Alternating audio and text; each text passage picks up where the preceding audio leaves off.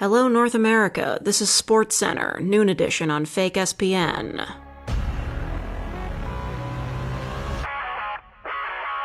Presenting plausible sportsball highlights and scores that may or may not exist, so that you can talk around the normies when you're a total nerd when you're in the office or at school.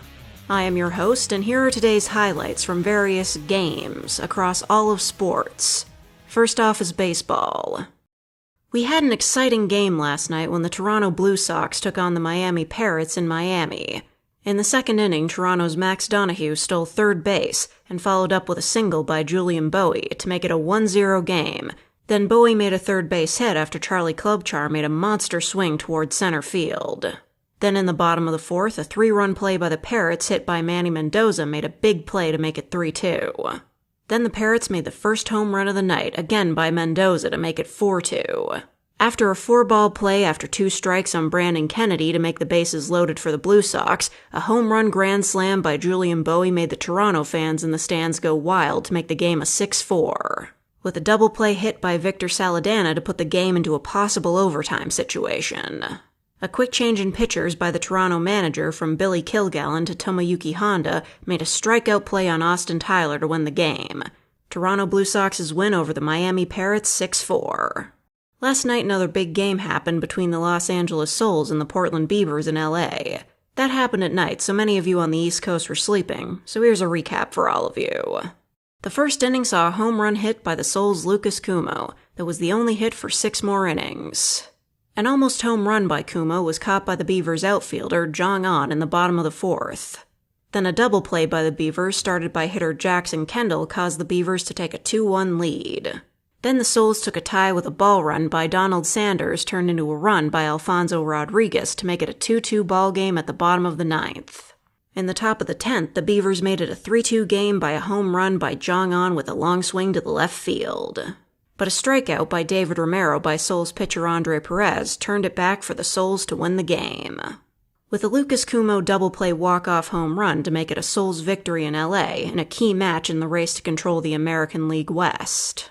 In a summary of more scores last night, the Seattle Orcas defeated the San Francisco Spartans 12-2. The Phoenix Coyotes won in San Diego against the Submarinas in a 4-3 game, and in the only extra innings game of yesterday. The Brooklyn Cyclones defeated the Houston Wildcats in a 10-inning game 5-4, after the Wildcats had a 3-run 8th inning to tie the game. The next set of games will start in an hour with the Baltimore Ospreys in Washington against the Senators. The New York Patriots will be inviting the San Jose Hornets to the Big Apple, and in the Dominican Republic, the Santo Domingo Leos will start their fortnight stand at home, with them opening a series against the Charlotte Monarchs. Now we turn to football in the National Football League. Cincinnati Zeppelin star quarterback Ray Bradbury suffered an ACL injury during practice after their preseason game with the Las Vegas Roadrunners, with the team announcing that backup quarterback Brock Zasloff announced as their new starter for the season with about 12 days away from the kickoff of the regular season between the Platinum Bowl champion and the Minneapolis Medicine Men and the Baltimore Blue Jays, the Zeppelin's divisional rivals in a rematch of the AFC Championship. Meanwhile, last night, during the CFL's Monday Night Football, we saw a dramatic shootout battle between the Saskatchewan Gophers and the Waterloo Lancers in Waterloo, with the Gophers quarterback Sam Prince amassing 300 yards passing into the first half, leading the Green Gophers 28-14. Then on the first passing play of the second half, Prince threw the football right into the arms of the Lancers cornerback Omar Aidful, running at 35 yards in a pick-six touchdown. Followed up by Lancers quarterback Matt Griffin III throwing a dime to tight end Troy Nagata on a 99-yard touchdown play to make the score even. Followed up several minutes later by a long drive by the Lancers to give them the edge over the Gophers with a punch-in touchdown by running back Gus Brooker to make it 35-28 Lancers. The two teams traded scores for the game, with the Gophers able to win the game 49-45.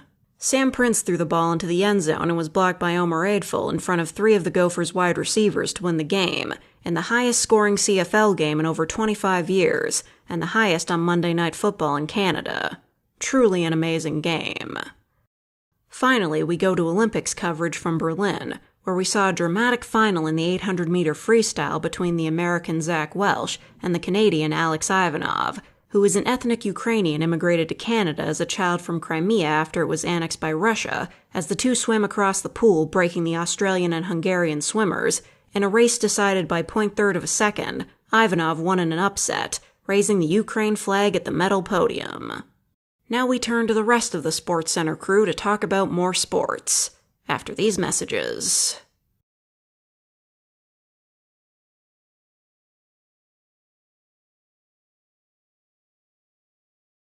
Yeah, this has just proven to me that I could never be a TV presenter.